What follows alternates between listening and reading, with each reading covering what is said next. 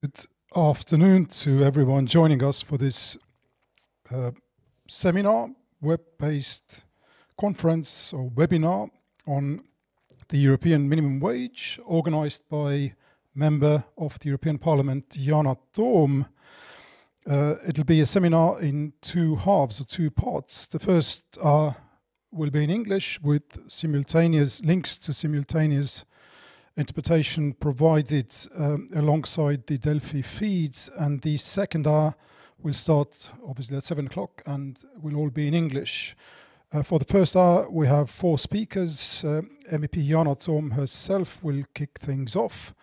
Then we will have Contra from the European Commission, who is the Director General of the Social and I must admit I don't know the full English title of the actual department, but I'm sure he'll give it to us.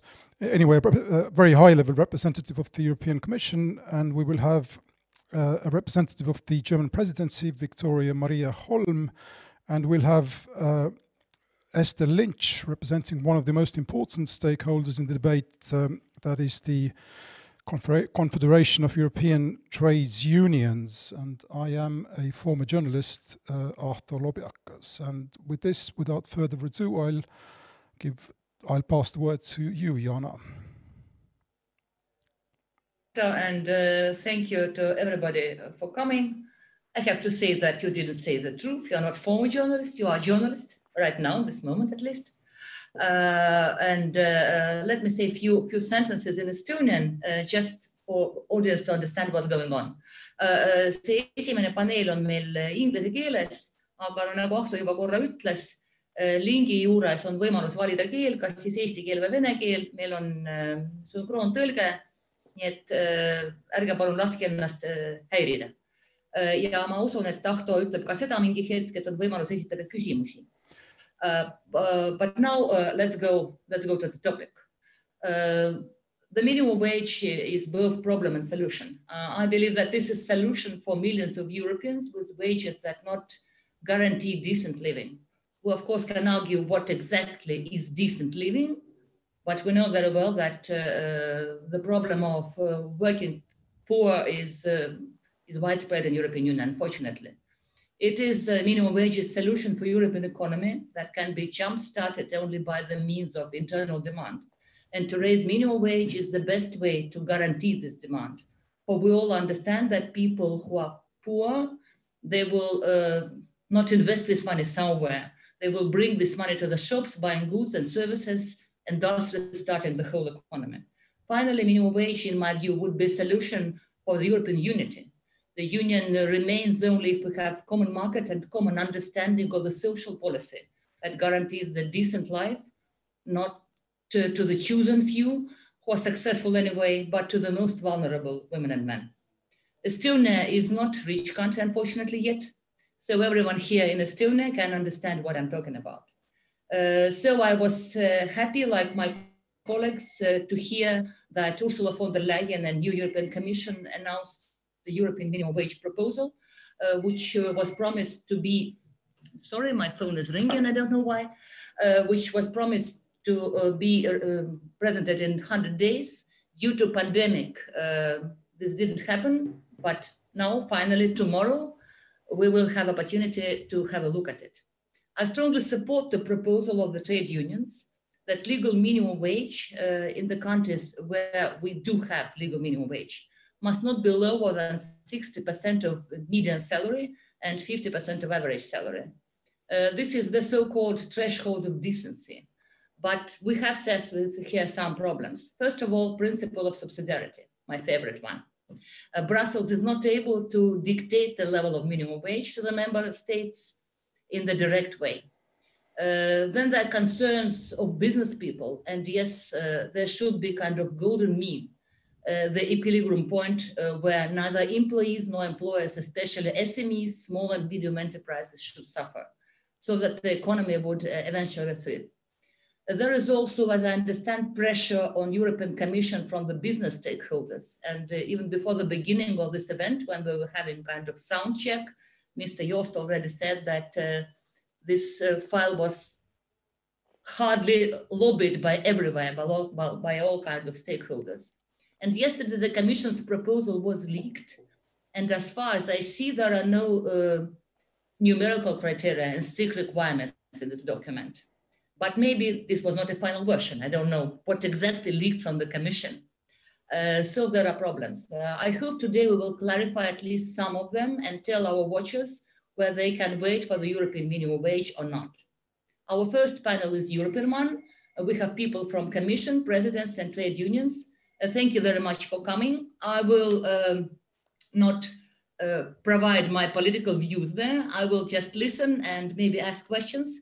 For this topic is, as already said, very interesting for us, and we carried out small sociological survey about how people of Estonia, what do they think about possible European minimum wage, and results were also very interesting. So please start with the discussion. Ahto, the floor is yours now forever. Thanks. Right, I'll be handing it over in very short order, but just to reconfirm something you said, yes, indeed, my mistake. There'll be obviously ample time for Q&A at about the half-hour mark, at about 18:30, after the three remaining speakers have had their say. And I'd now like to hand over the proceedings to Mr. Joost Korte, who I now see is the Director General of the European Commission's Department of Employment, Social Affairs and Inclusion. And I suppose I can only echo Yana Toom's question about what precisely was leaked and what precisely can you say about the forthcoming directive? Thank you. Thank you very much. And thank you also, Mrs. Toom, for organizing this event. I was just explaining to you before we started, you seem to have the scoop.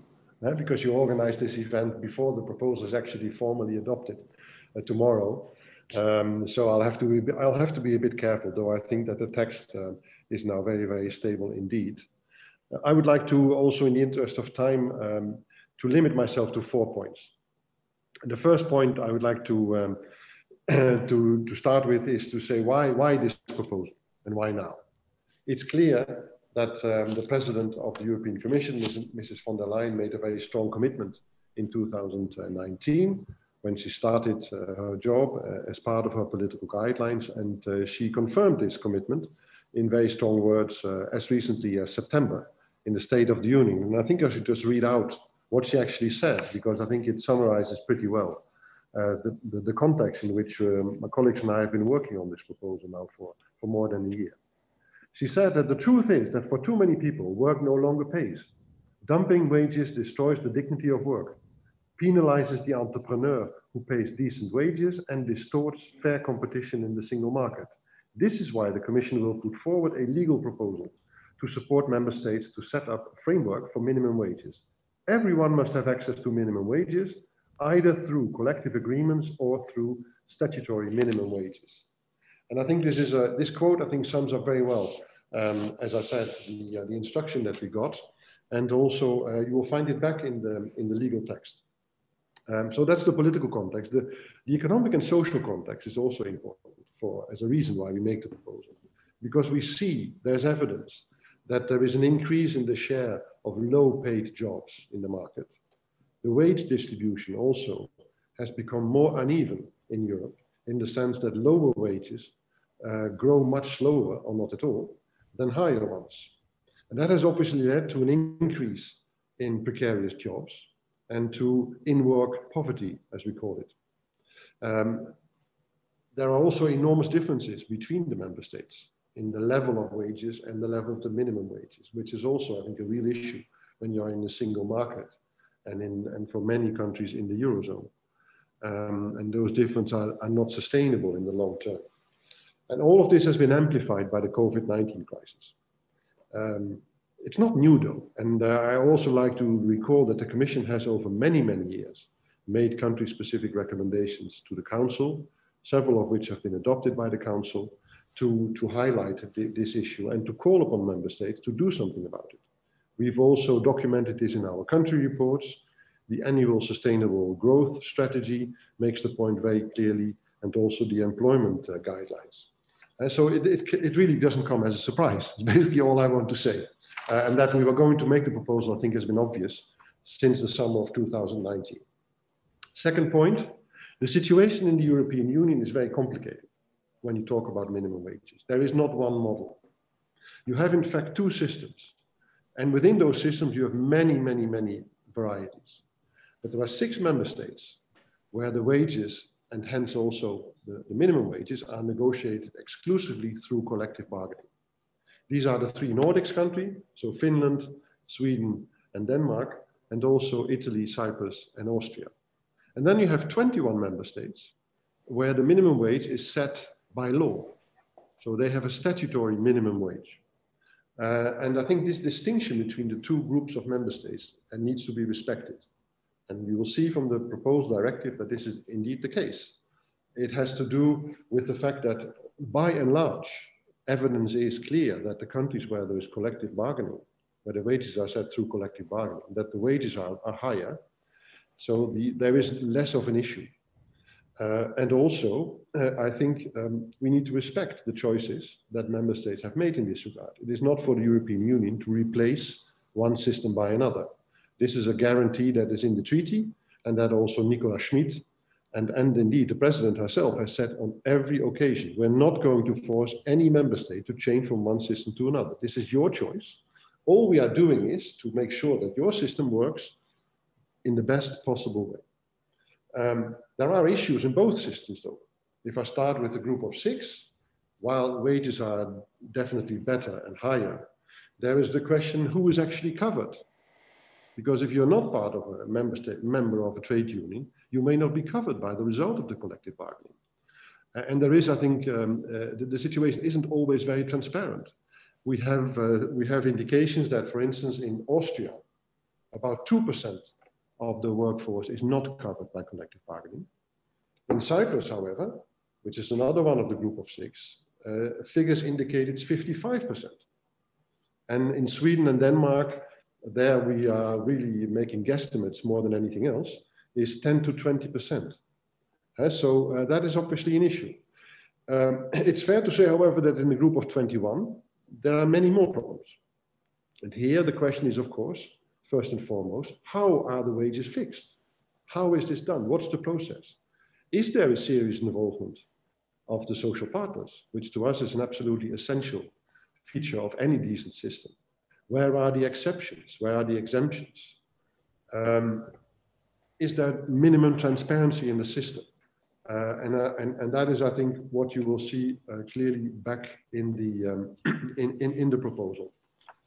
What is as third point, to take that out of the way immediately, because I think the discussion has been marred by this issue for far too long, and it will come back tomorrow, I'm sure, in spite of all the attempts that Nicola Schmid has made to explain this time and time again.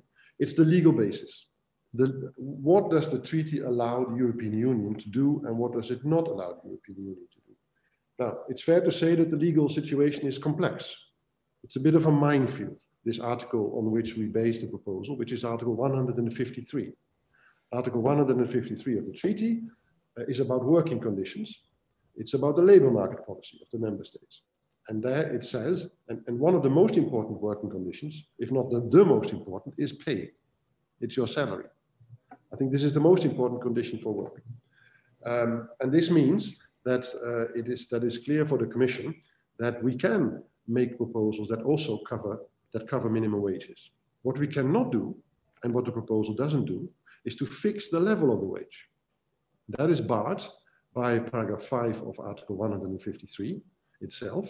And anyway, it would make no sense because the economic, social situation and the prosperity levels and the labor productivity levels are so different in the member state. It would be absolute lunacy to fix one level of pay, which we're not doing.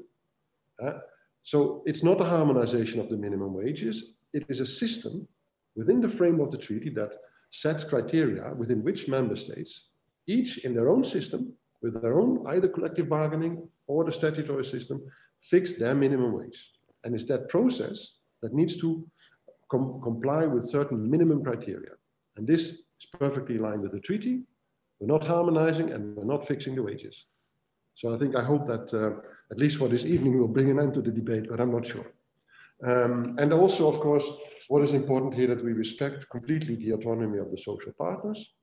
We're not interfering with their role. And in fact, the assumption, which I think is the best evidence of that rule, the assumption is that when wages are fixed through collective bargaining and therefore not by the law, the presumption is that the wages are okay. So the full trust and support for social partners in this regard. So we did the two-stage consultation. As you will know, it took a bit longer because of COVID, which made it impossible to respect the 100 days deadline that the president had set. But I think overall the proposal gained a lot in strength. We learned a lot. We also underwent a very tough impact assessment process in the Commission, which also I think helped us to strengthen the proposal. And finally, my last point is, the fourth point is, so what do we actually propose concretely? What's in the proposal? There are 6 requirements, which you'll find back, 6 measures that member states have to take. 2 of those measures apply to all 27 member states. So be they collective bargaining group of 6, or be they the group of 21. And then there are 4 others that apply only to the minimum wage, to countries where the minimum wage is fixed through statutory instruments. So again, I think it's fair to say that the result of the directive are a lot less constraining for countries for the group of 6 than they are for the group of 21. That is what I've said, because there's less need for intervention by the EU. The problem that needs to be addressed is of a lesser magnitude. And also we are in the treaty system that actually frames the scope for action at EU level, quite narrowly in this regard. We need to respect the collective bargaining and the social partners, and that's what we're doing. So the 2 criteria that apply to all are a requirement to support collective bargaining. All the 27 member states have to put in place, in accordance with this directive, regulatory systems that support collective bargaining, going back to the country-specific recommendations that are available and that have been approved by the Council. This is not the case in all member states. And to set a target, the directive says that the aim should be to cover 70% of your workforce by a collective bargaining. And if you fall below the 70%, then actions need to be taken. It doesn't say what action, because again, this is not for the European Union. This is where subsidiarity comes in. But action needs to be taken, because it is clear that if the collective bargaining level goes down below 70%, there is an issue, a big issue, because wages tend to suffer from this. And if I can make a little very short excursion, this is what happened in Germany. In Germany, the minimum wage in the law was introduced in 2015, when the coverage fell, I think, even below 50%. And wages, the growth of minimum wages, falling well behind the normal development of wages in the country. And that's why in Germany they introduced a statutory minimum wage. So there is a minimum level of collective bargaining that you need to have in order to have a credible system, and member states will be obliged by this directive to exactly do that and to boost the collective bargaining. The other requirement that applies to both groups is to have access to minimum wages for all. Right? So there needs to be access for workers to have the protection of the minimum wage in the law or through collective bargaining. And there also is there are articles about the types of redress that workers can rely on should this not be the case. And there are several articles there about the process. So what's going to happen? Member states will need to report to the Commission on a yearly basis, and those reports will then become part of a discussion in the Council to have a process that will be where we can monitor the developments across the European Union. For the other group of 6, there are 4 more requirements, which I can just very quickly, because I'm running over time, mention. There is the sound governance of the minimum wage setting and the updating. Are there clear and stable criteria? Indicative reference values. I'm sure Esther will talk about the 60 and the 50%. They will not be in the legal text in the article, but they will be in a whereas clause with an encouragement of the member states to use those reference values when they have these discussions, each one for themselves, to fix the level of the adequacy. Regular updates, consultative bodies, limited use of variations and deductions from the statutory minimum wage. A strengthened involvement of social partners, I already mentioned that, in the statutory minimum wage setting. And then also an article about effective access of workers to the statutory minimum wage. And this concerns in particular controls, field inspections, developing guidance and information.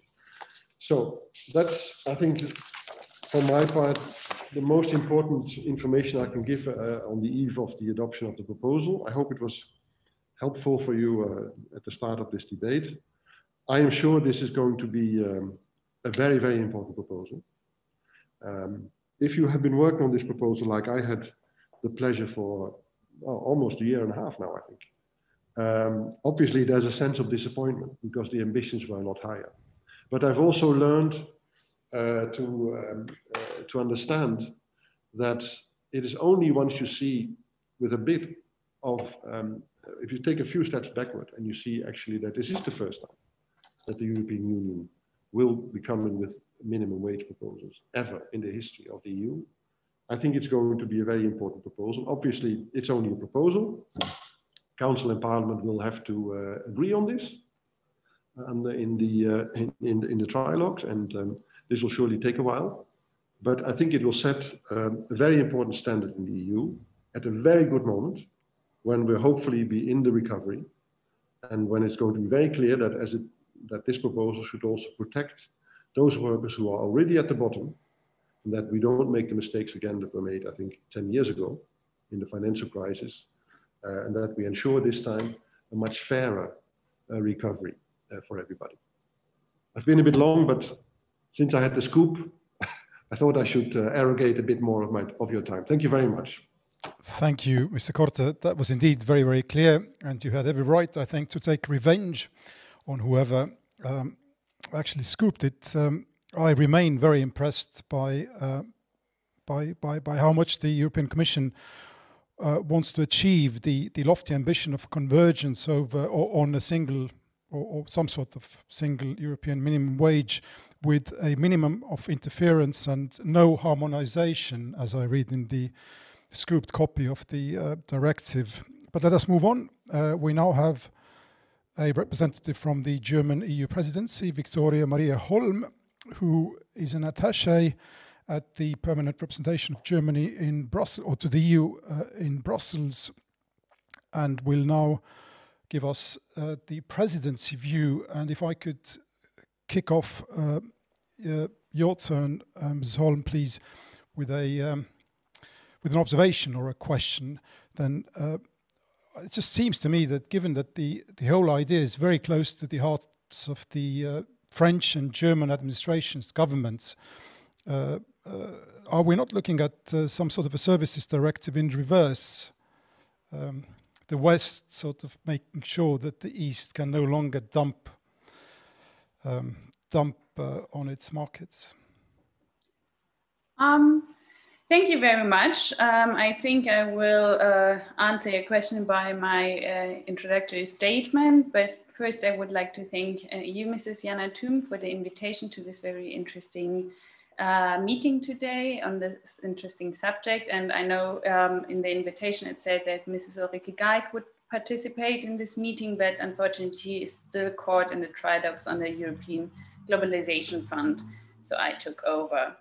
And of course, I'm looking forward also to hear the results of the study on the public opinion on minimum wages in Estonia.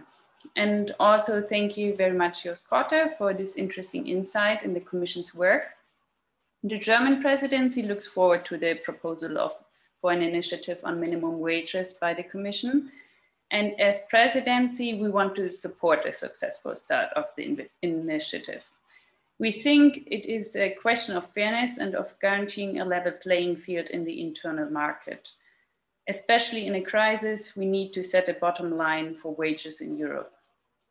Together with Portugal and Slovenia, we want to bring the initiative to fruition during our trio presidency.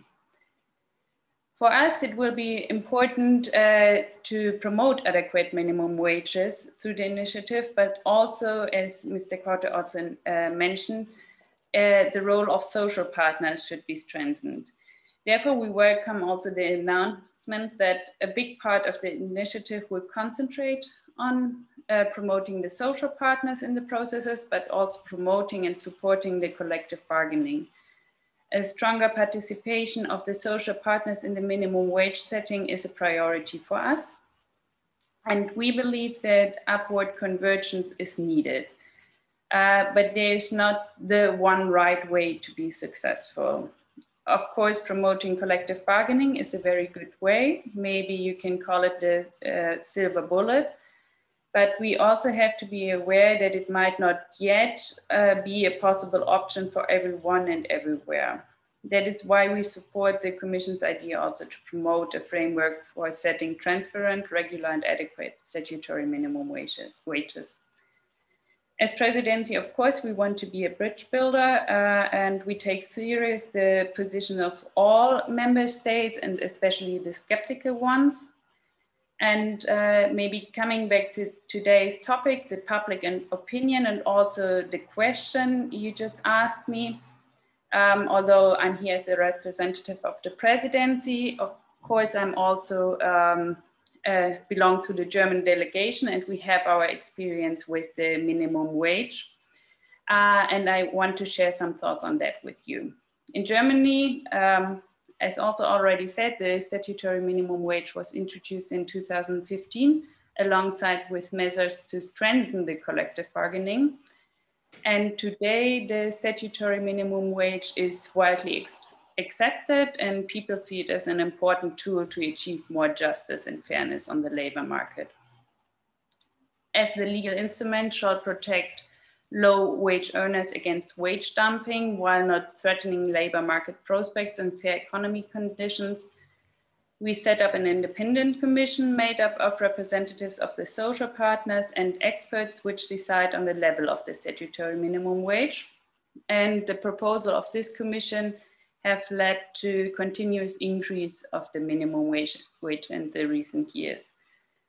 Since the implementation, even the more critical ones, which were especially the employers, have been convinced the labor market in general benefited from the statutory minimum wage. Employment remained stable, a certain share of atypical jobs, the so-called mini jobs, was transformed into regular employment. Low wages were rising strongly and wage inequality slightly reduced.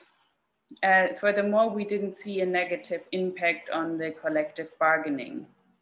At the same time, we are aware that a minimum wage can only to a certain extent contribute to reducing income poverty. The reasons are, first, the risk of poverty not only depends on hourly wage, but also on the number of hours worked.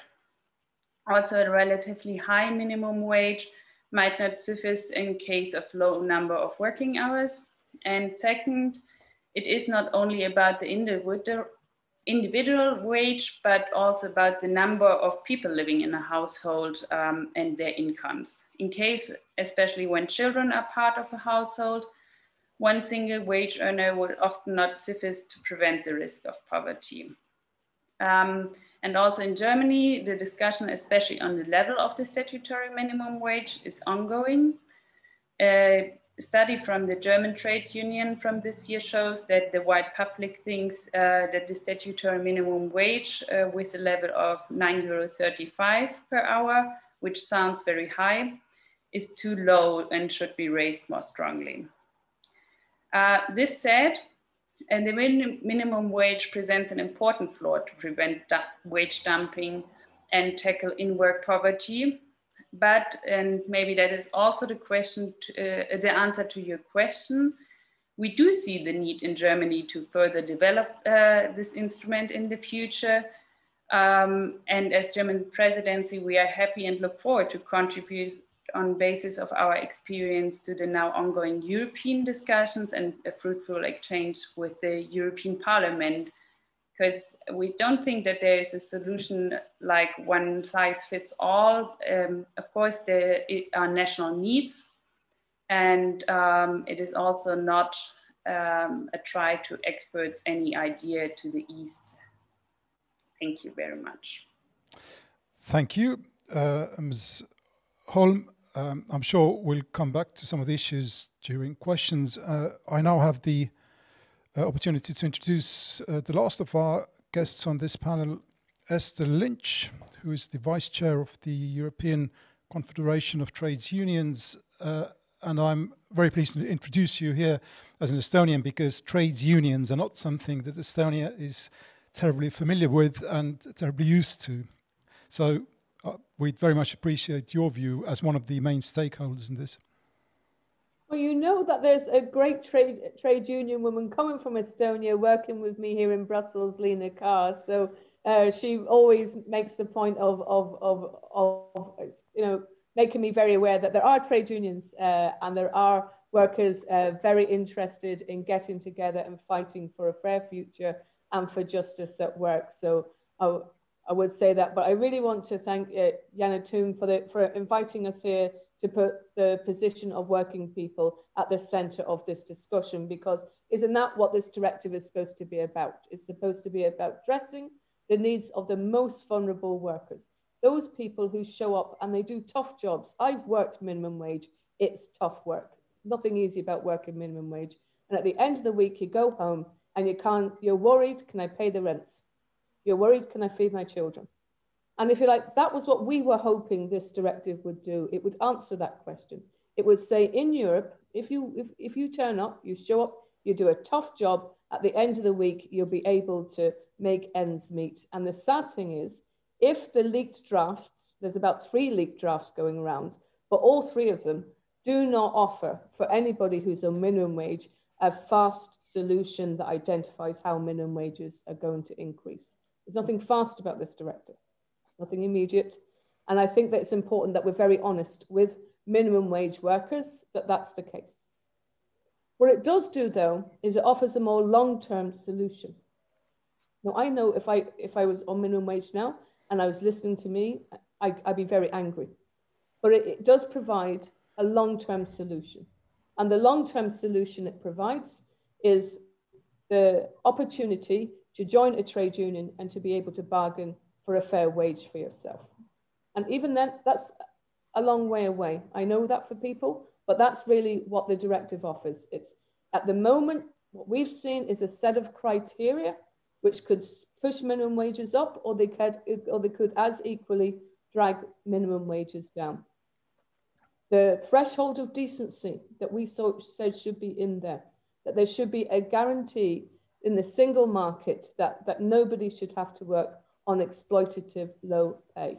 On low pay, below the human rights level of 60% of the median, 50% of the average. That was why we were demanding that, because it's a human right. So it wasn't because we thought it was a good idea or populist or anything like that. This was a human rights standard. And we encouraged the Commission to bring forward a directive that would include that threshold of decency. That's not to say that's the level that would be adequate. That's not to say this is what minimum wages should have been set at, but rather that this was a level below which it was so unfair that anybody should have to work, that in a single market, we would guarantee that no worker would have to work for that. So if the versions we've seen are, as Joost has said here, do not guarantee a threshold of decency, a bottom rung on the ladder, and don't describe for minimum wage workers how their minimum wage is actually going to increase under this proposal, I think the Commission is going to have a lot of questions to answer tomorrow. The good news, but it's long-term good news, and it's hard to feed your family in the today on something that's in the long term, but the very good news is that it will provide an opportunity for workers to join a union and to get their fair share. Because a fair wage is one where you get the fair share of the profits that you're helping to create, where you get a say in your terms and conditions of employment, where you get, as Victoria said, an opportunity to bargain not only for how much you'll be paid an hour, but also for how many hours of work you will get. It's soul destroying. I know it's soul destroying because I had a family member that I used to watch. who didn't know day to day, week to week, how many hours of work he was going to get. He'd get up every morning hoping that he'd get a text message to get called into work. So I know how hard that is on families to rely in that precarious, awful situation. And of course, now in COVID, we're seeing the long-term consequences of low pay, of very low and exploitative pay, that people have no savings.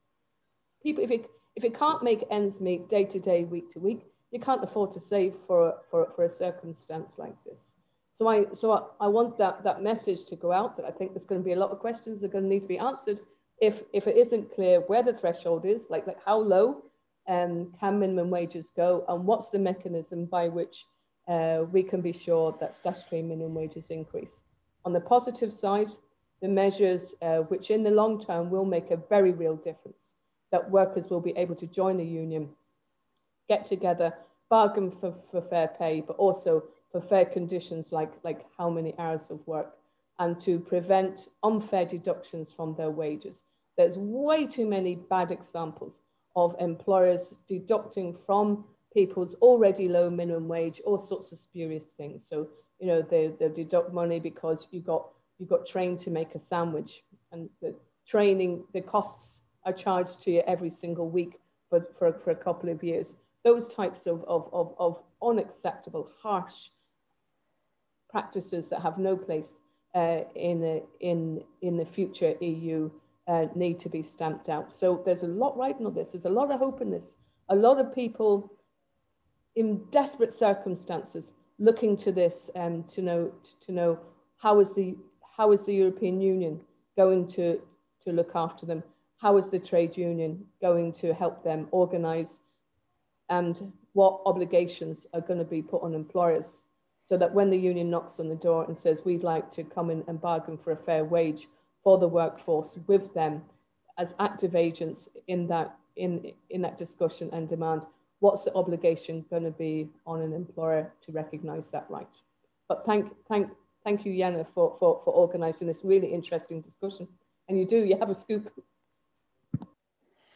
Thank you, Ms. Lynch, for making a very cogent case for a decent living wage, a fair wage, and also making a case for the trades unions as an institution.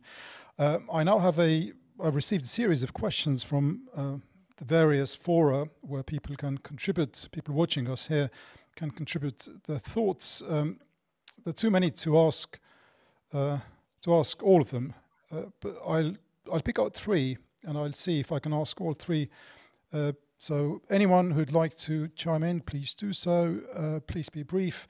The first question I've chosen or selected is a European or European-wide concern, and it touches on something that you mentioned, Ms. Lynch, whether the time we are now experiencing, the hardship generated by the virus, when economies are fragile, they're vulnerable, whether this is the right time to come up with something like a minimum wage, which will bring extra budgetary pressure for all of the EU members. So this is an absolute necessity at this moment, because when we're faced with a global pandemic recession, as Yana Toom said, we need to boost internal demand within the European Union. And the one way that's guaranteed to do that is to put money into the pockets of working people. That's the way in which we get money spent in our local communities, on the high street, within member states, within the European Union. So it's really important that as a strategy to come out of this pandemic recession, that we're putting money into the pockets of lowest paid workers. But it's not just that. This is not just about a sound economic argument for a pay increase. This is about a moral argument that so many of the workers who have turned up on the front lines as cleaners, as carers, as people working in retail, those workers are the workers we're talking about who rely on minimum wages. We can't say to them, show up, we need you, and then say, but get to the very back of the queue And only after we've sorted everybody else in society out, everybody else in the economy out, will we get around to sorting out that you have enough to live on. That's not a good strategy for the European Union. So it's good economics. We don't want a race to the bottom on cutthroat competition, which is all about driving wages downwards and downwards and downwards, because that is ruinous competition. The type of competition we want is a high road competition. So it's about competing on quality. It's about competing on the enthusiasm of the workforce, not the misery of the workforce. So it's really important that we don't get trapped in bad economics, voodoo economics, these really like zombie economics that have no place in the future EU, of thinking that you get out of a recession by cutting the pay of the lowest. That's bad economics. And it's also really, really, really bad for the future of the European Union. Thank you. Any thoughts from the Commission or the German presidency? And please be brief. I'd like to get at least another question in. So, from my side, I can only agree with Esther. We think it is just the right time to come up with such an initiative. It is, especially in times of crisis, important to give a sign to the people, but also to create a level playing field, which will be able to be kept up also in the future. So now is the right time, and there is no wrong time to start this initiative. Thank you. I can add maybe one sentence to that, also to say that I very largely share, of course, the same view. When it concerns the internal market and the race to the bottom, the level playing field, I mean, it is really absolutely striking to see how big the gaps are between member states. I mean, if you look at the level of minimum wages, the worst is between Bulgaria and Denmark. There's a factor 10. So the minimum wage in Denmark is 10 times higher than the minimum wage in Bulgaria. But also other member states where it's maybe not factor 10, but very, very dramatic. And again, this is a very important point, and it is not something that can be changed from one day on the other. I think we have to be realistic. I agree with Esther there. But we definitely need to address that issue in a transparent and open way. And that's why this directive, I think, is important, because it will actually, if it's adopted by the member state, it will oblige each and every member state to look into this and to fix it in accordance with a number of economic and political criteria, which is simply at the moment not the case. So I think it's indeed, as was said by previous speakers, to put a floor in the European Union below which nobody can fall. And we don't like to compete on wages. Wages differences are there, they will be there for a very long time, but we should compete on innovation, on labor productivity, on the organization of the state. If you have an effective state, or not. That I think is a real debate, but not only on the wages, because it gets you a cheap result. Thank you. I'm very intrigued to see, looking at these questions here, that there's actually concern here in Estonia over whether this minimum wage, European minimum wage, could result in other regions, in other countries in the world, encroaching on our markets here, our Eastern European relatively low-wage markets. So the concern, I think, is quite universal. But the question I'd like to ask you is even more Eastern Europe specific, or specific to Eastern Europe, and that is somebody's saying here on one of the fora that whether the Commission or anyone in the European Union is aware or has thought about how to factor in the grey economy in these countries into these calculations of whether workers' living standards are sufficient or not. I mean, as you know, even here in Estonia, a sizable proportion of the salaries and pay going out to the workers goes out off the books. It's not declared, but still obviously features in contributing to their living conditions. Would anyone like to comment on this?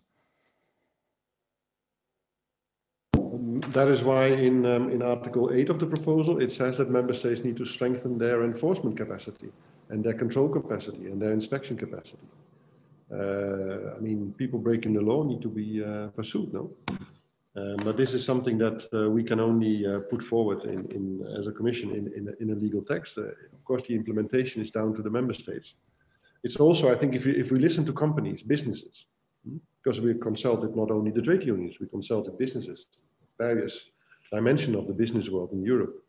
And actually, the fact that some companies pay in black and others don't, I think was raised by all of them as their main concern. I mean, they don't have a problem, I think, by having higher minimum wages, provided they apply to everyone. And there is an honest competition. This came in particular forward from the consultation of the small and medium enterprise organization. Thank you. Anyone else? No, the only thing I always think about these circumstances is that if you're a worker on minimum wage and your employer says to you, if you stay, or if you come in at the weekend, or if you stay an extra couple of hours, I'll give you that into your hand. The person who's breaking the law there is the employer. Like, so I'm always reluctant when I hear when we don't distinguish that, because if you're struggling to put food into the fridge for the family, and you're expected to turn down that money, that's like making the worker responsible for policing the system in that circumstance is a recipe for disaster. So that's why I think the European Labour Authority, I think the platform on undeclared work, I think all of the work that they're doing, because after all, that they're cheating, that employer is cheating the worker, but they're also cheating every other taxpayer. So that type of behaviour needs to be we all need to be very clear about that. That's the same type of exploitative employer that would pay less, except for the law says there's a statutory minimum wage below which you can't go, which is why that threshold of decency is so important. Because without that threshold of decency, that's exactly the sort of employer to which there isn't any bottom rung on the ladder. These are very commendable sentiments, but I'm afraid you'll have your work cut out for you, at least as far as Estonia goes. I have time for one more quick question, I think, and I'd like to make it a decisive one. Could you very briefly tell me whether you think that, all things considered, this directive is going to come into force? I know it's an unfair question, but it would be interesting to know what your feelings are, very briefly. I mean, what can I say from the side of the Commission? Our role is only to make a proposal. No, we are not the legislator. So I leave it to Council and Parliament to take this forward. And you heard the ambitions of the German presidency and the ones that will follow. But obviously, we need a qualified majority in favor of this proposal, which tends to be very hard. Not only on this one, by the way. I mean, it is always, there's an enormous gap between those people who are in favor of a social Europe and in favor of stronger rights. But when it comes to concrete proposals of the Commission, it tends to be quite hard to get the support of those same people.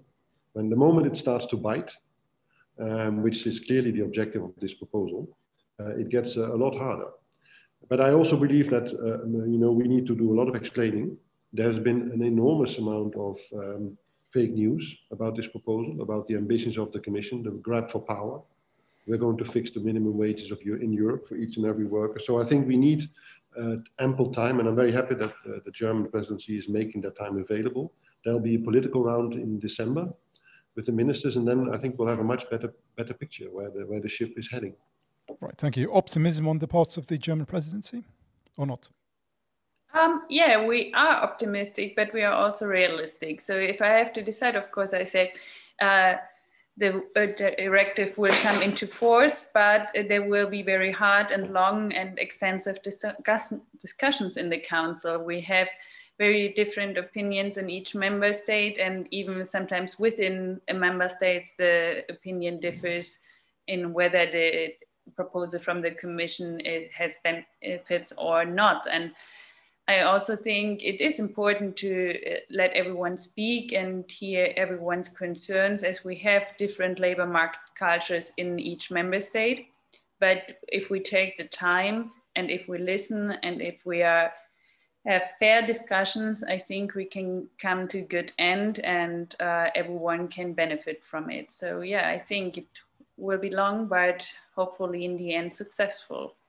And the trade unions light at the end of the tunnel?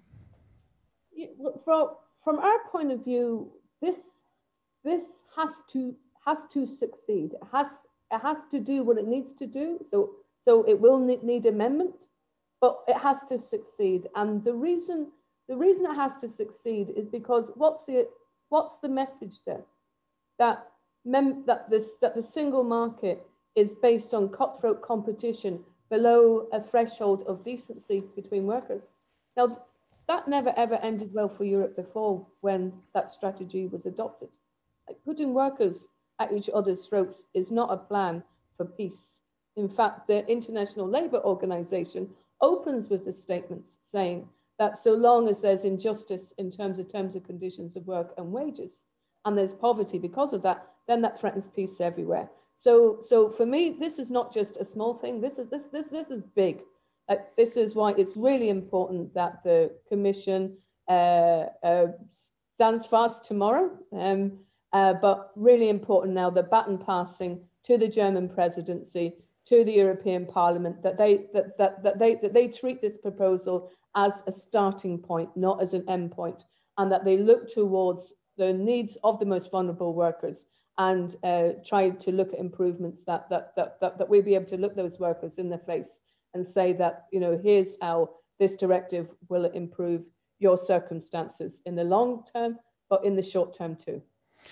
Thank you. And finally, Ms. Toom, where does what's your sense of the European Parliament? Where does the Parliament stand? Thank you. Thank you. First of all, thank you everybody for your interventions. It was really very interesting. Not that ambitious, really, like I hoped it to be. But you know, it's very difficult for me. I'm full-heartedly on the side of trade unions and Esther Lynch in this debate. But I also belong to a liberal group in European Parliament, and I also very well understand that really hands of European Commissions are tired. You know, for we have the treaties, and there is a big list of things which we cannot change without opening the treaties, which is not the case today and the day after tomorrow almost also. So, you know, when I put myself into the shoes of politician, I understand that things are not doable in that way that I would like them to happen. But on the other side, when in 2014, I first time campaigned to the European Parliament with social agenda, all my opponents told me, you're running to the wrong place. European Parliament is not dealing with social issues. It is. There was a remarkable social shift during these last 6 years, and I welcome it very much. So yes, I am optimistic, but you know, every time when people ask me, my voters ask me, what do you think, how long will it take? I always think about roaming. The idea to get rid of roaming in Europe is from 2005, I think. And it happened in 2017. What I want to say, 10 to 12 years is unfortunately the step from the idea to something which we really can I don't know, understand, we can have really. So this is a long time. And especially for Estonian audience, or I don't know, Latvian, Lithuanian, it's not easy to understand, for we are so new members of European Union that for us, there's like 10 years period or something, I don't know when. But on the other hand, we all understand that social division in member states, in my view, this is also a security risk. And there is another thing, you know, we are very proud of free movement of people, but in case of some countries, in this situation when we have like 10 times differences in minimum wage, we never can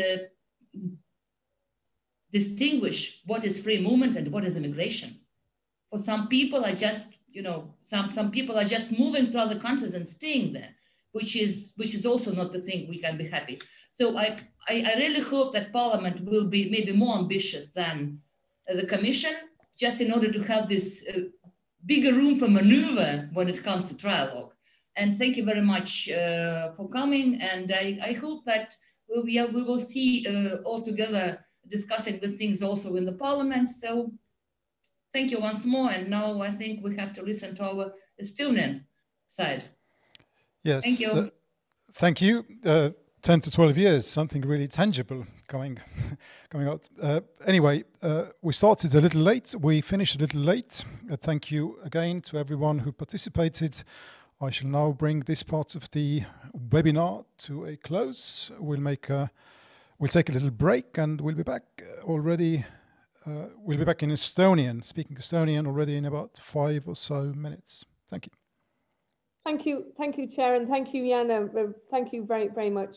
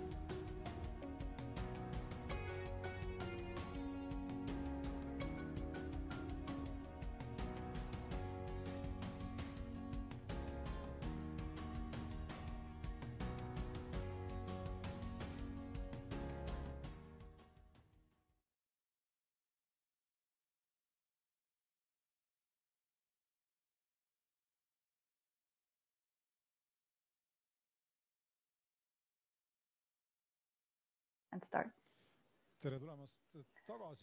Welcome back, everybody. We are at a seminar organized by a member of the European Parliament, Yana Toom. We are in the Delphi studio and we are talking about the European minimum wage survey. The first half of today's seminar was in English. I'm not sure if everybody here in the studio heard it, but in any case, I'm happy to welcome you all. And I would dare say that we are in a more balanced stakeholder situation. We have Tanel Kiik, our Minister of Social Affairs, Peep Peterson, the President of the Confederation of Estonian Trade Unions, and Arto Aas, the Managing Director of the Confederation of Estonian Trade Unions. And we'll see how their opinions shape up. As I mentioned, everything has been organized by Yana Toom. And in addition, we will hear from Martti Taru, who will be presenting the European minimum wage survey that was conducted here in Estonia. And but first of all, I would like to hand the floor to Yana Toom. Hi, everybody. Thank you very much for coming.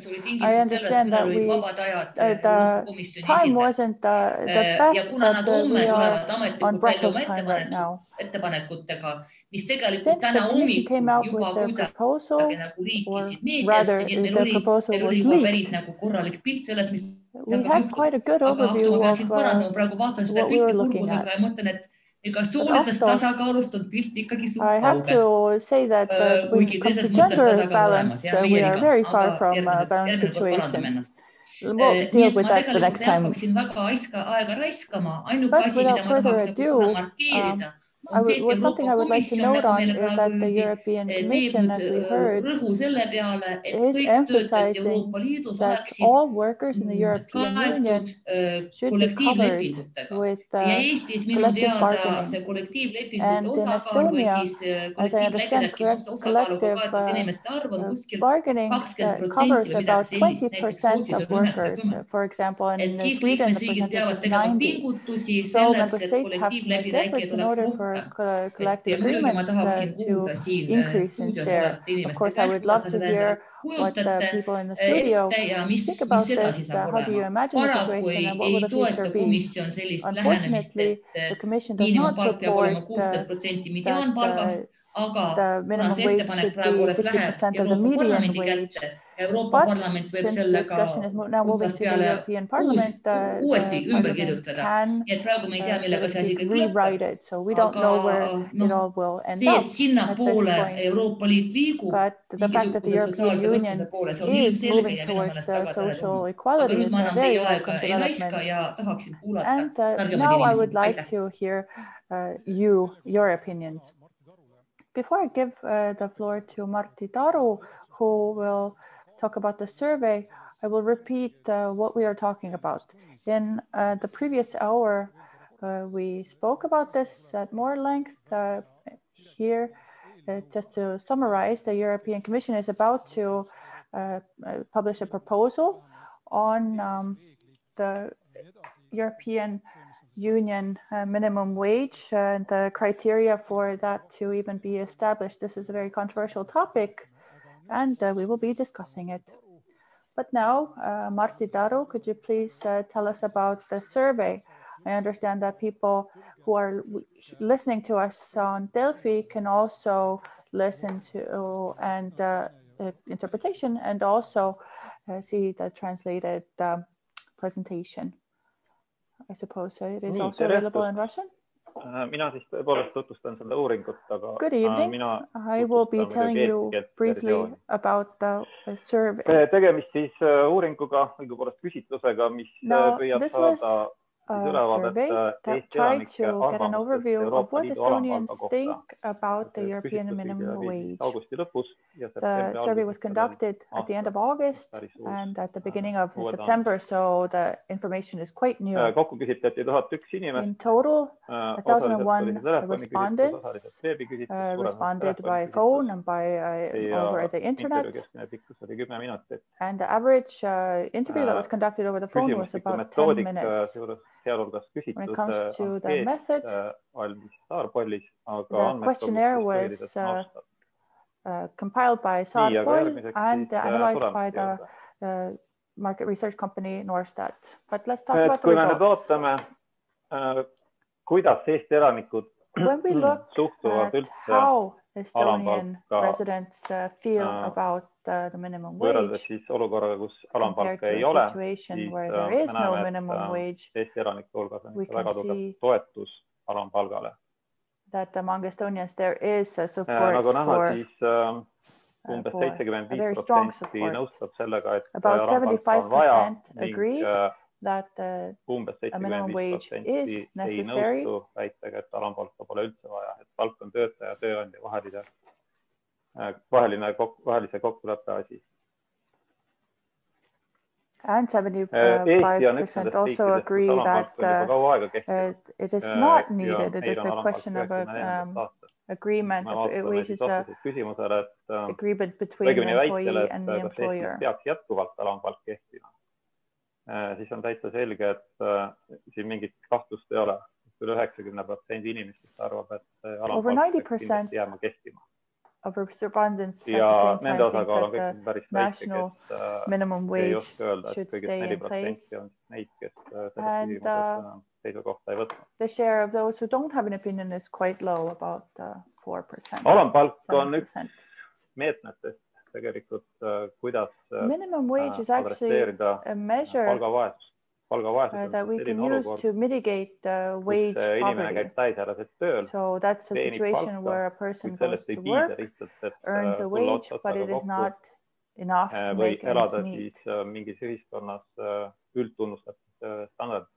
Or to live to a society's accepted sufficient standard. Vastuste põhjal päris kindlalt öelda, et based on the questionnaires responses, we can say that the first preference of Estonians alampalga suurendamine is to increase the minimum wage. Et nagu me näeme, siis praktiliselt 80% on almost 80% agree that the minimum wage should be increased to reduce the number of people suffering wage poverty. Palgavaeste arvu vähestamiseks oleks suurendada toimetulekutoetust. Of course, one option would be to also increase subsistence allowances, which is a reactive solution, of course. But the support for that measure is just over 50% in total. Nii, kas alampalk peaks olema siis kõikides Euroopa Liidu liikmesriikides? Should there be a minimum wage established in all European Union member states? According to the survey results, we see that Estonians are definitely of the opinion that a minimum wage should be established in all European member states. As you can see, the percentage here in total makes up about 2/3 of all respondents. Almost 70% do agree with the claim that the minimum wage should be established. But how to do it, that's a controversial issue. Whether it should be done by the EU, whether it should be done by the European Commission, whether it should be done by the governments of the states. Estonian respondents strongly believe that each member state should determine these minimum wages themselves, so that in other words, it should be done without European interference. So this is something that should be handled by a specific country's trade union confederation. Why is the minimum wage so important? One of the reasons certainly is that a lot of people expect from the state to provide them with support when it comes to equal wages. And in general, when it comes to equality, you can see here that over half of the respondents say that võrdsuse suurendamine. People's incomes and consumptions opportunities are the responsibility of the state. About a tenth believe that it is the responsibility of the European Union, whereas 2/3 expect their own states to help. Neid, kes arvavad, et on inimese enda ülesanne, neid on kõigest viiendik umbes. And just about a fifth believe that it is the person's own responsibility to ensure their well-being. Paneb palgad paika. And those who believe that the market does everything, they are also, it's a small share. Kui nüüd vaadata, kas erinevused, kas on suured erinevused erinevate elanikkonnagruppide arvamustes. When we look at different groups of people and whether their opinions are great in difference, we can see that we have the full range of opinions. Juba ainuüksi see ütleb, et väga suuri erinevusi ei saa nendes arvamustes olla. Kuid siiski mõned olulisemad tooksin välja. Some of the most important differences in the opinion are some that I would like to highlight. Taustamuutaja, mis mõnevõrra mõjutab neid arvamusi, on põhitegevus. One thing in the background that affects this issue is the main activity of the person. Ja ettevõtjad, so there's the managers and entrepreneurs who ideed ja Euroopa Liidu alampalga ideed. Support the minimum wage idea less. But at the same time, office employees, industry workers tend to support the idea of the minimum wage. Of course, that is also natural and completely understandable.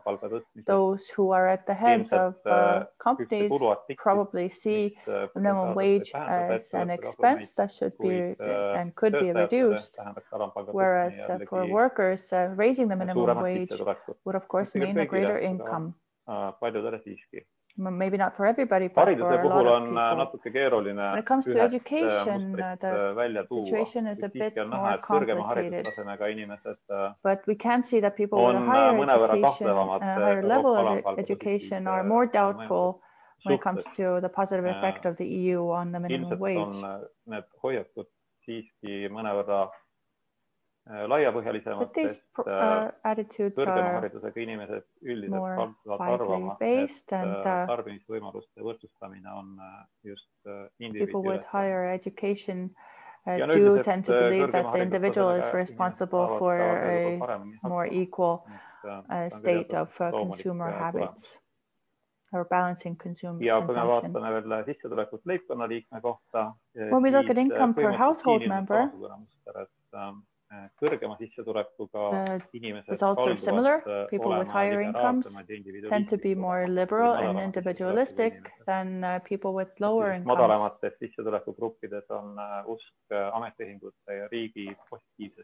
People in lower income brackets tend to believe more in the positive role of trade unions and in the state in reducing inequality.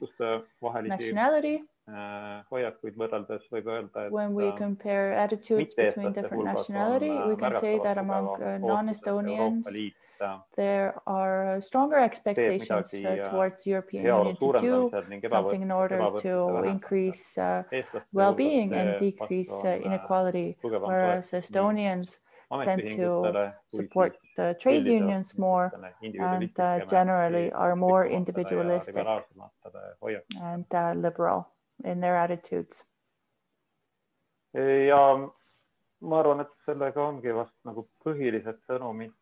think that about communicates the most important parts of the survey and its results. So that's it from me. Thank you very much, Martti Taru, for introducing the survey. What stands out to me after reading it are three things. Just some food for thought. Firstly, for historical reasons, people don't really place their hopes in trade unions, at least when we compare those rates to Western Europe, Central Europe, and Northern Europe.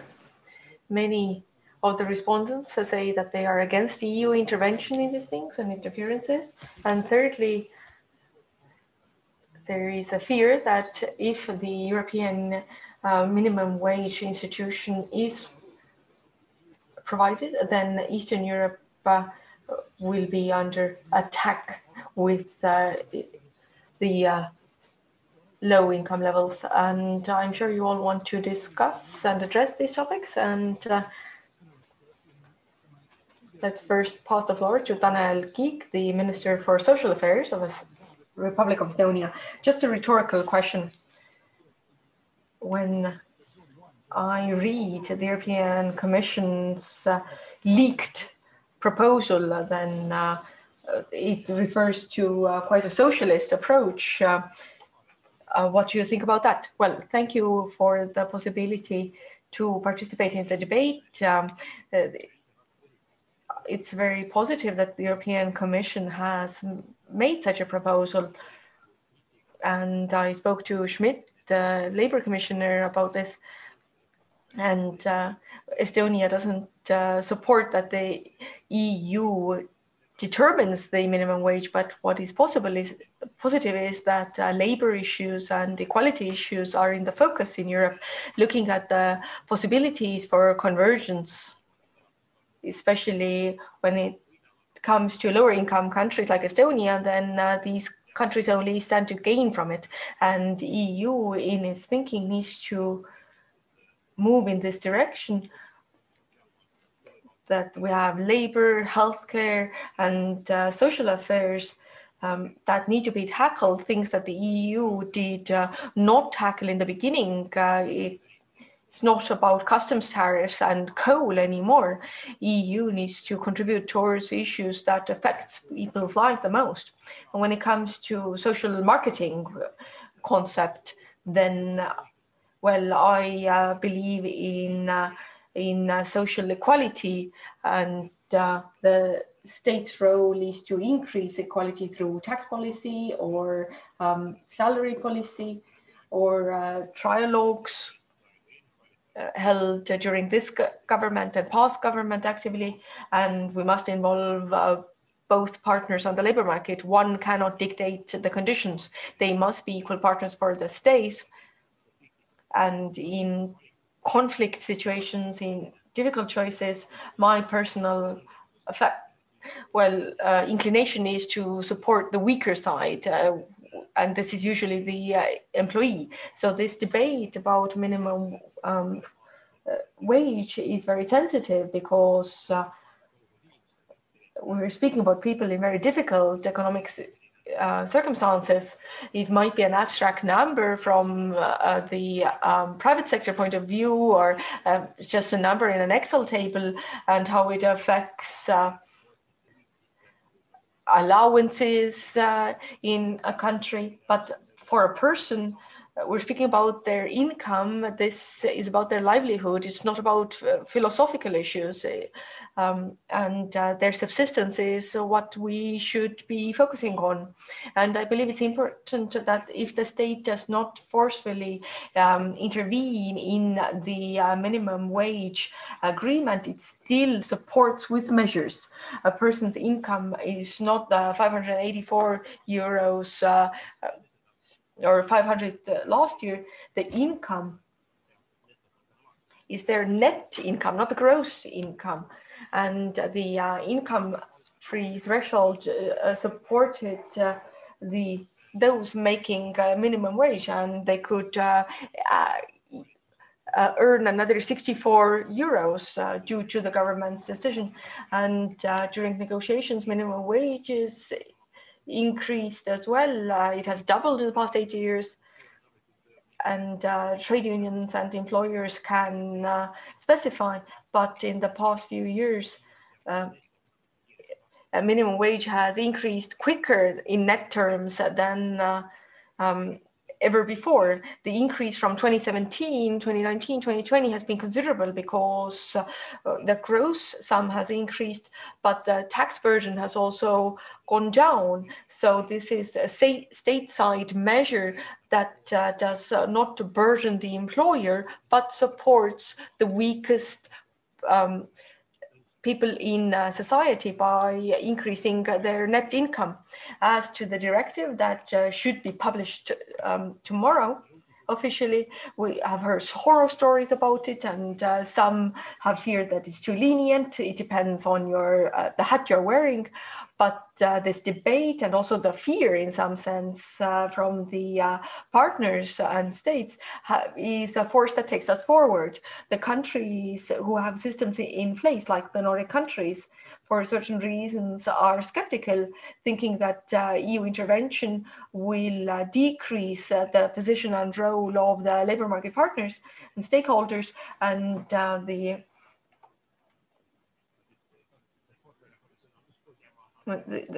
Estonia is also sort of a new Nordic country, like the Reform Party has said.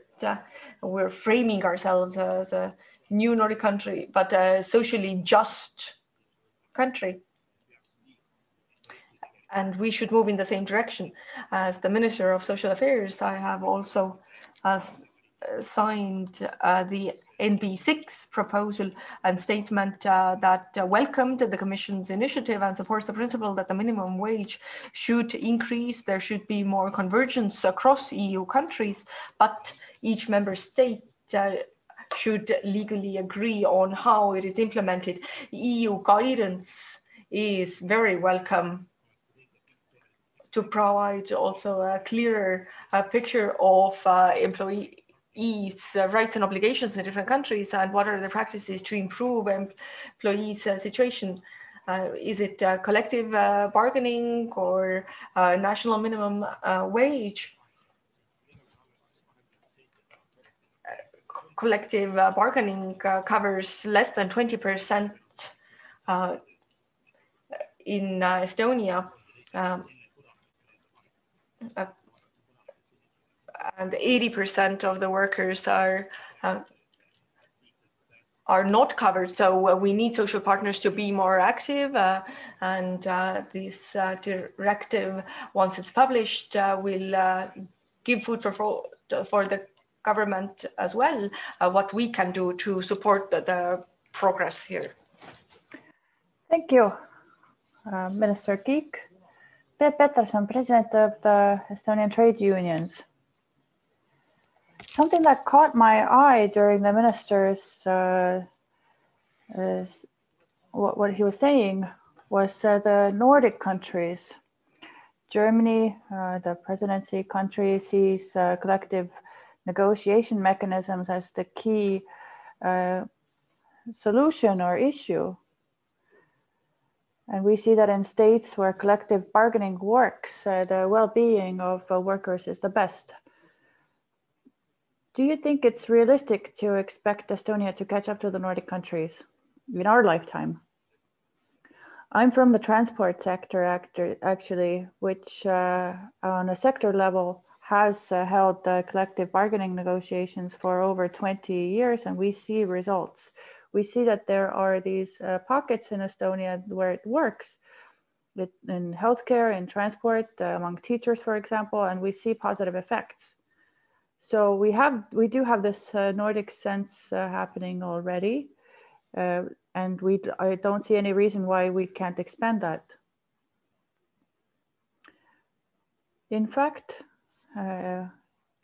over 12 years, I think it might be even 15 years, we had a government in power that felt that we should do everything differently than in elsewhere in Europe, and emphasized that we should not let the trade unions into the discussion, so to speak.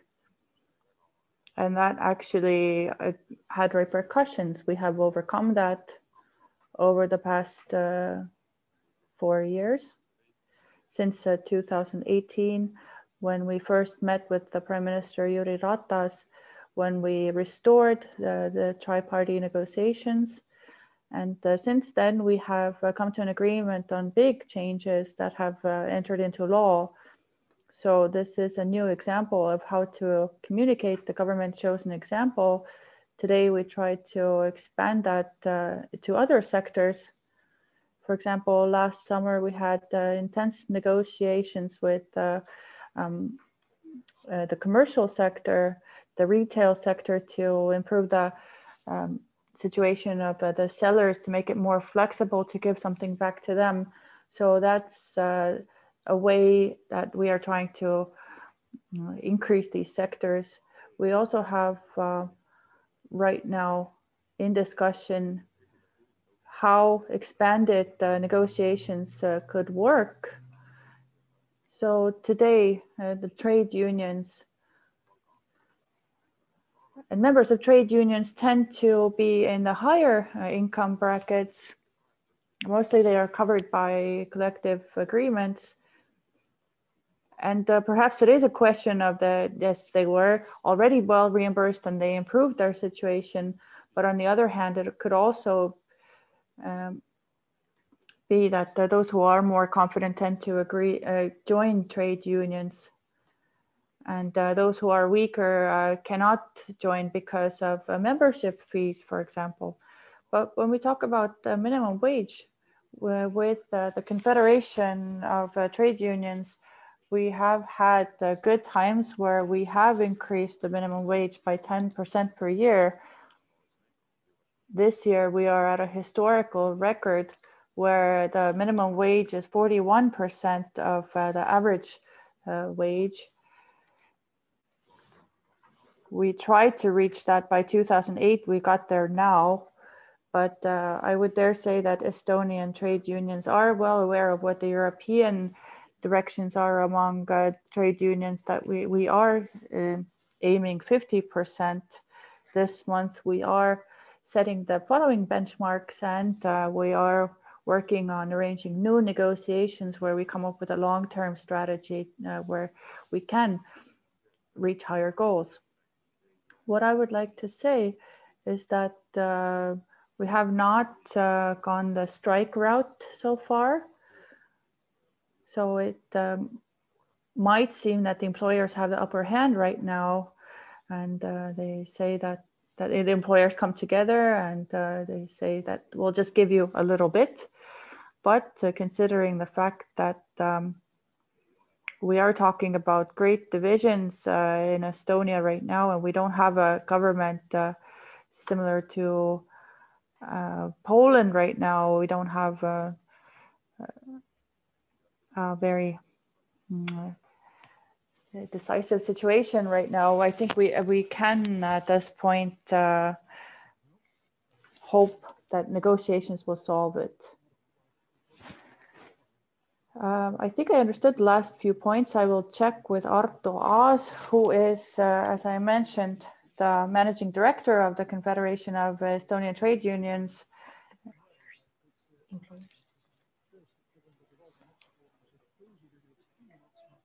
And he does represent the employers, rather. Employers are concerned about raising costs. Perhaps with this minimum wage, we are opening the door for disputes that we see in France and Germany, and also strikes. What do you think the outlook is? Thank you very much. For an hour and a half, we have heard about the positive side of the minimum wage only, but this coin also has a flip side. So I will be happy to talk about that. Now, speaking of the directive, there are two sides. Some of the questions are legal based. Should the EU and the European Commission even look into this topic or deal with this topic? And here we agree with the government more that this question should be up to the competence of the member states and the social partners. So that is more reasonable for the market, and that is a closer decision-making instance to the people.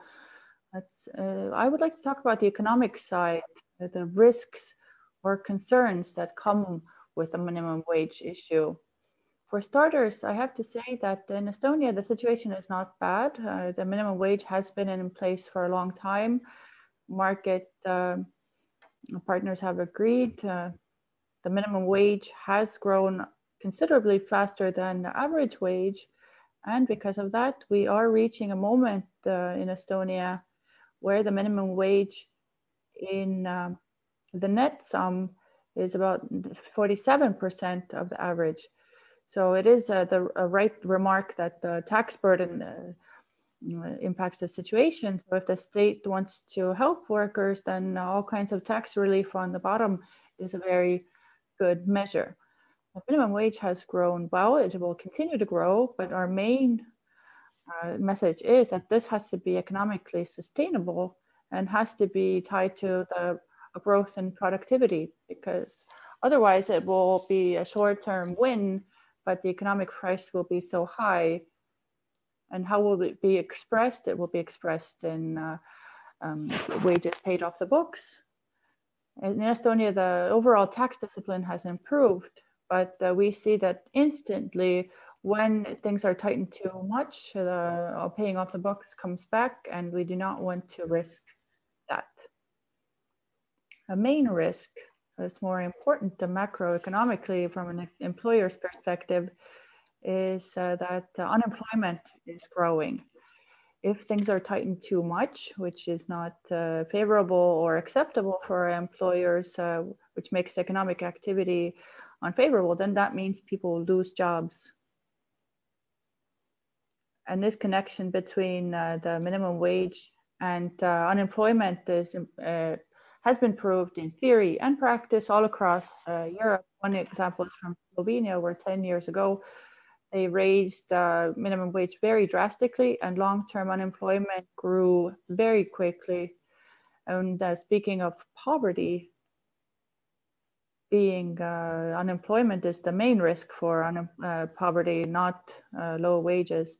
And long-term unemployment is the biggest problem because people lose motivation, skills, and they will remain receivers of support.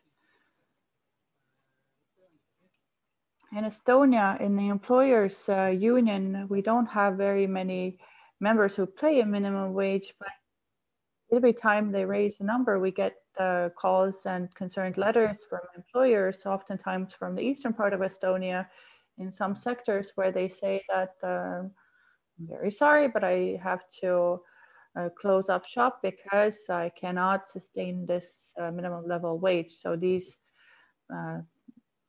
jobs will be lost, and nobody wins in that situation. So we have to make sure that things are not tightened too much and that it remains economically viable, especially when we talk about people who are at risk of poverty and who, when they lose their job, will most likely stay unemployed for a long time. Those with lower skills, low language skills, older people. For those people, it is very hard to find new, well-paying jobs. We are not talking about the hipsters in Tallinn and Kalamaja who right now can pick and choose where they work. Even in tough times, we are talking about a very sensitive group of people. And in summary, I would like to note that in Estonia, the demographic trends are such that we have a lack of employees. Over the past few years, we see that there is a sore need for more workers, especially skilled workers. Digital skills are very much in need. People are being bought over from company to company, and we do not need for the situation to be such that wages, we don't see that the wages growing higher quicker than the economy. It's quite the opposite over the past few years. So that's the background from the Estonian side, the risks. And in the EU as a whole, I would say that as a geopolitical player, the low competitivity is a main concern. European Union is over-regulated, the competitiveness goes down. The US and Asia are growing faster, their technology sectors are blooming. So I would expect the European Commission to come up with proposals to raise that level of competitiveness.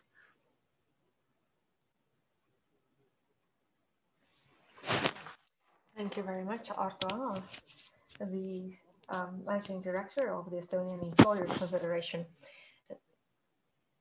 So now we have the opinion of the entrepreneurs as well. Looking at all this, I think the focal point of the problem is lack of connection or a principal choice. The European Commission and most of Western Europe on the one hand says that we cannot speak about productivity before we have dignified pay, but the employers say that without increasing productivity, it's unthinkable. And that's probably the breaking point and one of the breaking points for the discussion in Estonia as well. With the first hour, we had a Q&A section, and I get questions from different fora.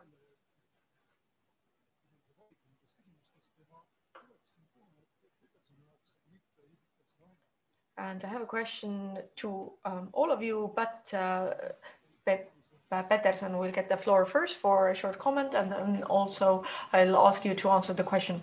If trade unions are the key with collective bargaining, and in Estonia, trade unions represent, well, 4%, I don't know whether that's correct. And the level of collective agreements should be up to 70%. And how realistic is it? And how can it be done in Estonia? And the same question to the two of you as well.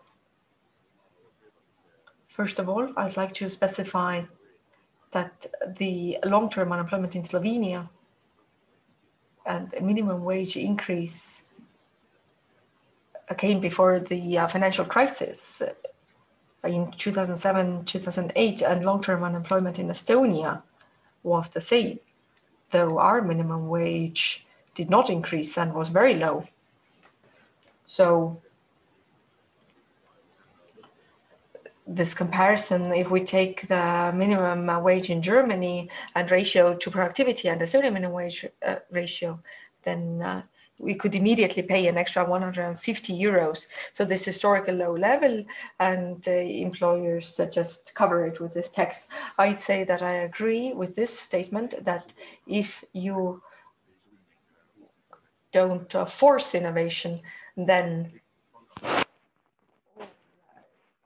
salary discussions all end up in what can you do with money, with digital solutions. People can be retrained to work in new positions. So I claim that Scandinavia, Switzerland, Western European salary level is a result of the negotiations and bargaining. As to a number of trade unions in Estonia and whether it's doable, to the contrary, I understand from the survey that people have great expectations to trade unions, even more so in the rural areas compared to the cities, though there are fewer trade unions in rural areas than in the cities. And I would like to reaffirm that we have strong trade unions, and it's about this conflict. People want to join a strong trade union, and it has many members.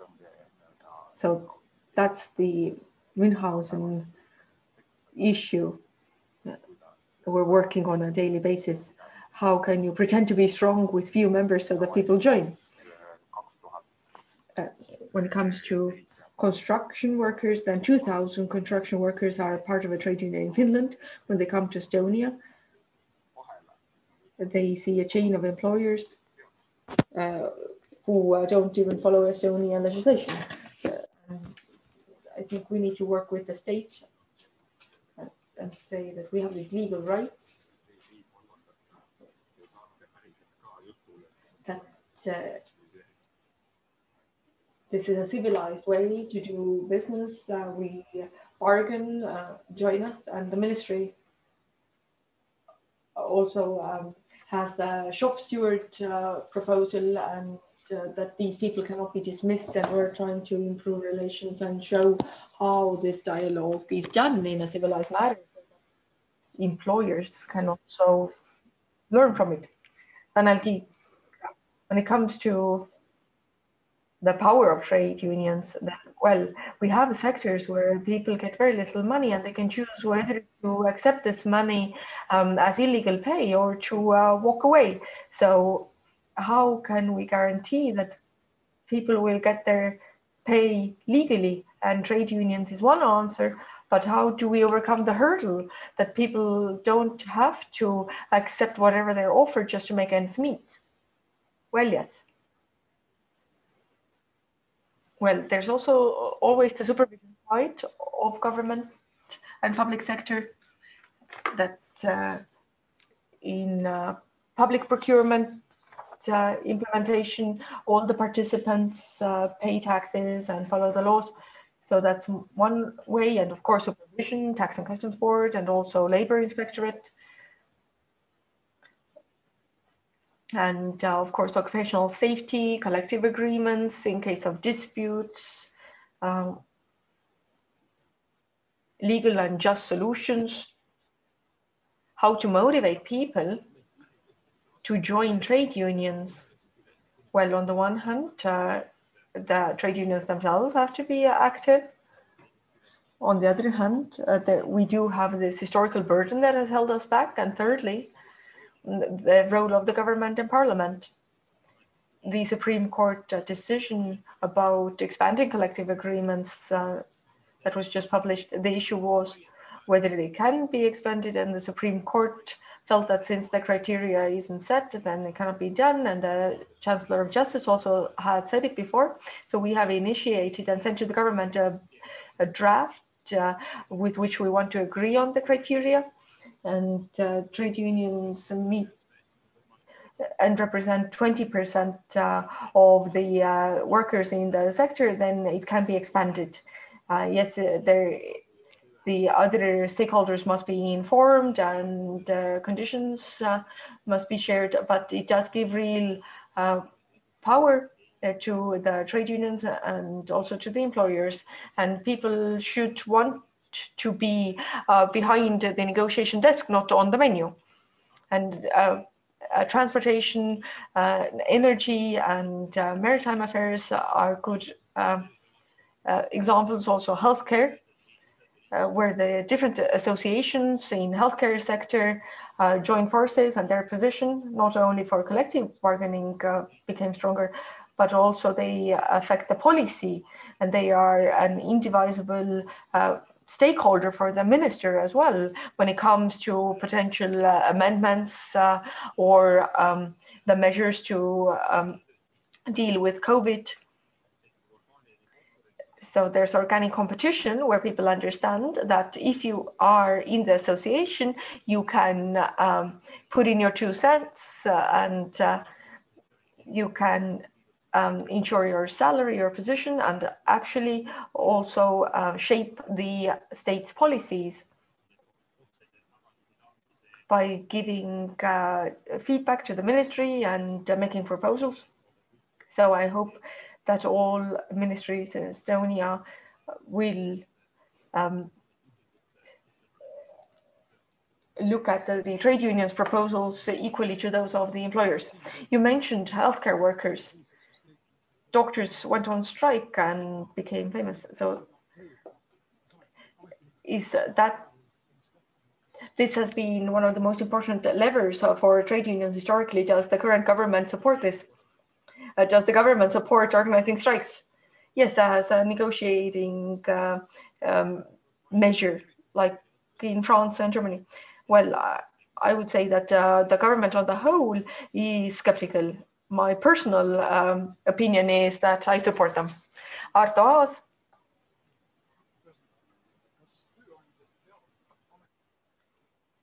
Do employers consider trade unions the key to the solution or a hurdle? A constructive trade union is a normal partner, I would say. We are not at war. We meet with BEP every week several times. And we can work quite constructively. We don't believe that a strike is a good solution or a panacea. In France, where strikes are most widespread, the competitiveness of France has suffered a lot. Investors also look at where to go and invest and create jobs. And if the trade union movement is malicious, then they go somewhere else. So that's a risk. So I would say no. A normal constructive partner is okay, but in Estonia, at least, there's no point in pointing the finger at anyone that there's a conspiracy, that trade unions are going through tougher times. I think there are other tendencies that come into play. There is the historical background, but also the younger generation doesn't really understand what a trade union is, at least my peers don't. So there's no need for it, that young educated people who are competitive on the labor market, they want to make those agreements themselves. They want flexibility. They don't really need it. And I think that is the problem for trade unions. So by closing one door from the trade union side, speaking about youth, are you not opening another door that brings in the draft? And that's the gig economy, all the ride sharing and accommodation sharing, where the youth do what they want, and it's very difficult to collect any taxes. But I'd say it's a problem for a traditional trade union or the state when we think about the tax income. But that's one side of it. The labor law and national regulations and EU regulations are too strict. If they are too strict and outdated, and there are no innovations, then there are all kinds of platforms, new types of agreements. People are smart. They find different solutions. So that's what I'm thinking about. There are macro trends in economy. And for sort of mass-based trade union movement, they're not very favorable. And I'd like to pass the floor to Yana Toom, the organizer of the event, to close or to inspire the panelists. Ma tegelikult kuulan seda kõike, natuke imalik on seda kuulata, vabandust. It was quite strange listening to all this. When I came to Brussels in 2014, the first thing I saw was the police striking. Actually, the police on the horses, the horseback police. Right under my window was where they parked those horses at work. And I was there, I was watching it. I went to ask them, why are you striking? And the men explained things to me very quickly that the age of retirement is 42 and they want to raise it to 45, but it's very hard to get back on the horse at that age. It was quite a funny situation.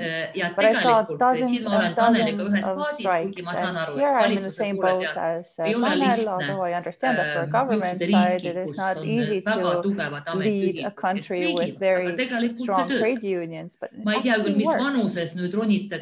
I'm not sure what the exact age for mounting a horse should be and what it is now in Brussels, but I've seen people striking, I've seen people standing up for their rights, and I've seen that it works. Of course, I don't approve the yellow jackets, but when I hear the head of the trade union say that we don't have the habit or the tradition, it makes me concerned. It reminds me of the time when I was a journalist back in the day, and I was interviewing heads of the cultural institute, and we were talking about Estonian prices, and they explained to me very well that our prices are up to us. If the prices of bread keep going up, siis me mängimegi nagu sellele kaasa. Ja see on minu jaoks nagu väga ilmne. Nii et mina olen kahe käega selle poolt, et oleksid tugevad ametiühingud, aga ma ei näe, mis nipiga seda teha tegelikult. Ja milline võib olla siin see riigi toetus. Ja ma ei kujuta ette, no ma ei tea, ei taha kedagi solvata, aga piltlikult öeldes Maxima kassa pidajate ametiühing. Noh, selleks peab ikka olema Eesti oludest palju suurem, keskmiselt suurem läbilöögi võime nii-öelda. Ja see on üks nagu asi, et tugevad ametiühingud, noh, praegu siis Eesti jaoks järelikult kogu see komisjoni ettepanek taandub just sellele, kuidas kaasata rohkem inimesi, saada kollektiivläbirääkimiste alla, mis on omaette pähkel, kui me vaatame seda, et praegu on väga palju uusi töid tulnud. Ma ei tea, Boltid ja Woldid, kuidas nendel on. Et seal ju kollektiivläbirääkimisi takistavad kõikvõimalikud seadused, mis seisavad vastu võimalikule kartellilepingule. Nii et see on hästi selline pika perspektiiviga asi, millest on kahju. Siis kui räägitakse alampalgast, Arto Aas rääkis ja ka härra Peterson rääkis, et jah, meil on see 40% keskmisest. Tegelikult võib ju numbritest rääkida, kui me vaatame Eurobaromeetri uuringuid, siis me näeme, et Eesti inimese ostujõud on 3. korral Euroopa Liidus, aga 3. korral altpool. See number, see palganumber võib ju olla suur, aga kui sa sellest midagi väga osta ei saa, siis on kurb. Aga Ahto, mida ma tahan, et sa küsiksid või mina küsin ise, vabandust, siis kui tuli see konverentsi teadaanne, siis väga paljud küsisid minu käest, et mis nüüd saab, te tahate endale tõsta palka, sest miinimumpalgaga on seotud väga paljud asjad Eesti riigis, alates, ma ei tea, Riigikogu liikme palgast ja lõpetades lasteaia maksumusega, elatise, summaga ja nii edasi. Et ma saan aru, Tanel, et sa ei oska praegu vastata, aga kui lihtsalt spekuleerida natuke, oletame, et meie miinimumpalk on 708 eurot, mis on 60% tänasest mediaanpalgast. Kas see automaatselt tooks endaga kaasa kallinemise muudes kohtades? See oli inimeste kõige suurem mure selle juures. Kõik tahaksid rohkem raha juurde, aga mitte nii palju, et teistel ka palk tõuseks. If I'm not mistaken, Daniel Geek also mentioned that in the beginning. Yes, of course, when we talk about raising the minimum wage, it has an impact on the overall support schemes of local governments and so on. Also, oftentimes on the fee for kindergartens. And I would like to clear up the issue about the parliament member wage. No, these two things are not tied together. They are dependent on the consumer price index. So if you are for the minimum wage, you are for it for the principle, not because of your own pocketbook. Of course, it all depends on what the local governments do. As soon as you have the opportunity to, as much as you have the opportunity to tie minimum wage to things, you can also uncouple it from things. So in order to avoid the excessive increase in some costs, of course, we can uncouple things as well. So this also might bring about new mechanisms that we might not think of right now. It's easier to see the steps that will go along, but I do know that the percentage should be higher than 40. I would like to say that uncoupling minimum wage is very important, and that the local government elections, we definitely have to talk about the kindergarten fees, that they don't have to be tied to the minimum wage, an average wage. And another issue is the system of subsidies is broken. That needs help. I know that there is work undergoing, and I hope that you come up with a better formula for calculating those. So subsidies, supports have to be equal for men and women, for mothers and fathers. When it comes to the right to strike in Estonia, I would like to draw your attention to the fact that we have events unrolling in Belarus where we are supporting trade unions to take down the presidents, but our Supreme Court decides that striking is illegal, even in the conditions that we are in.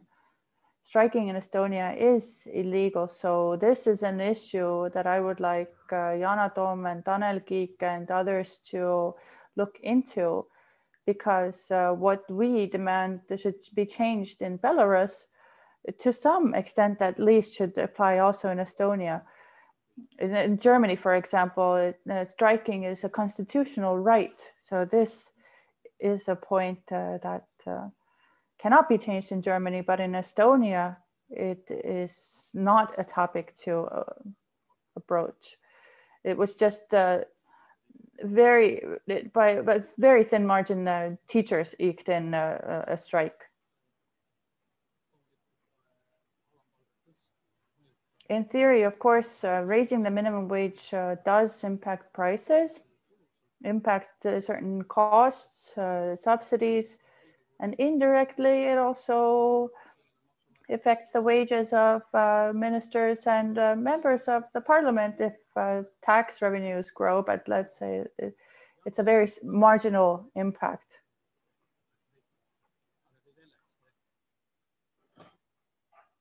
But it is true that we have to understand the logic. If a company has to raise wages, then these wages will be reflected in prices and costlier services and goods. How big that impact will be, that is very hard to estimate. And of course, market competition also sets things in place, but it's clear that the wage is a part of a company's costs, and increasing wages impacts the price of the products and goods and services. In summary, please correct me if I'm wrong or don't if I'm right. Yana Toom said that in Estonia, we don't know how to fulfill those conditions that set by the European Commission. How do we get to 70% of collective bargaining and trade union coverage? And if we don't do things right, then this directive, of course, is agreed on. And at some point, the European Union will do the job for us or fine us. Yes, if we agree on the European Union level on a certain framework that Estonia, let's say, doesn't fulfill, we do, of course, have to deal with warnings at the beginning, and then the state has to decide whether they will go to amend their legislation or whether they will enter into dispute with the European Union.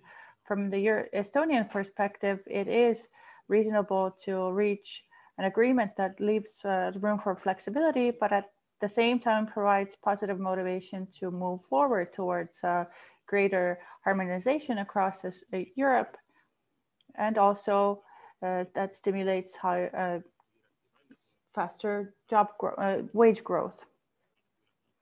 In the coming months, we will be keeping an eye on this process, and in the future we will be able to comment better. One possibility for increasing collective agreements is for employers to ask for more flexible working relations. And now the question is up to the government. Will they come up with a new law? It's a very Eastern European tradition to approach things that way. The other option is to negotiate things amongst employers and employees and highlight the place where the collective agreements can arise, get the people behind us, and that way that option can expand.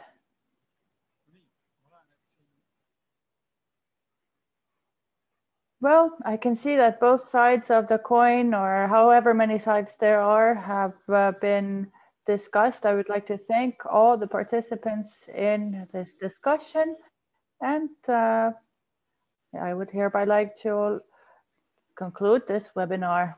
Thank you very much.